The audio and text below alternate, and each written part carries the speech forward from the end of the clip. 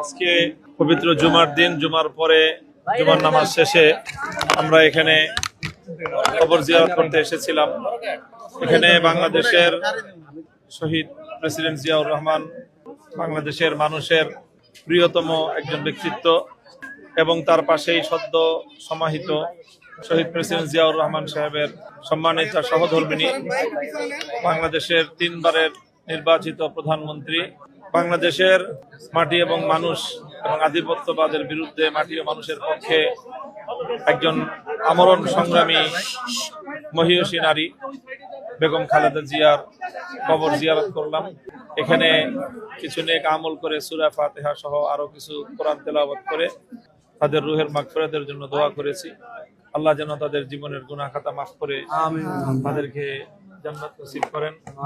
ভুল ত্রুটি যা হয়েছে মানুষ হিসাবে সেগুলো যেন আল্লাহ মার্জনা করেন, এই দোয়া করে আমরা কবর জিয়ারত করলাম। যারা এখানে আসতেছেন তাদের সকলের প্রতি আমাদের এটাই অনুরোধ যে এখানে কবরের জিয়ারতের ক্ষেত্রে ইসলামের যে বিধান রয়েছে, কোরআন সুন্নাহর যে পদ্ধতি রয়েছে, সুন্নতের যে তরিকা রয়েছে, আমরা সেই সুন্নাহ পদ্ধতি সম্পর্কে জেনে সেইভাবে আমরা কবর জিয়ারত করব।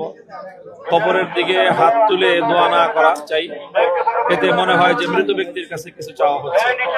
এই জন্য উলামায়ে কেরাম বলে থাকেন যে কিবলার দিকে মুখ করে হাত তুলে দোয়া করবে। আর এছাড়া যে কোনো নেক আমল করে কবরের কাছে এসে হোক, কবরের দূরে থেকে হোক, যে কোনো মুমিন মুসলমানের জন্য তাদের মাগফিরাত কামনা করে দোয়া করা যায়।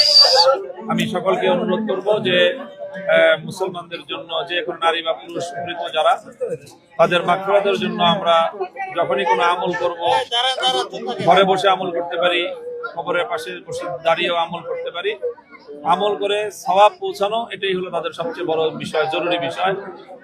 মৃত্যুর পরে মানুষের আর কোনো চাহিদা থাকে না, তাদের চাহিদা থাকে একটাই, যে তাদের জীবিত আপনজন, তাদের ভক্তবৃন্দ, তারা যেন মৃত ব্যক্তির জন্য নেক আমল করে তাদের জন্য যেন সওয়াব প্রেরণ করে। এটাই হবে তাদের জন্য সবচেয়ে বড় উপকার এবং এটাই হবে তাদের প্রতি সত্যিকার ভালোবাসা, সত্যিকার ভক্তির প্রমাণ। আমি সকলকে সেই বিষয়ের প্রতি লক্ষ্য রাখার জন্য আহ্বান জানাচ্ছি। ধন্যবাদ সকলকে।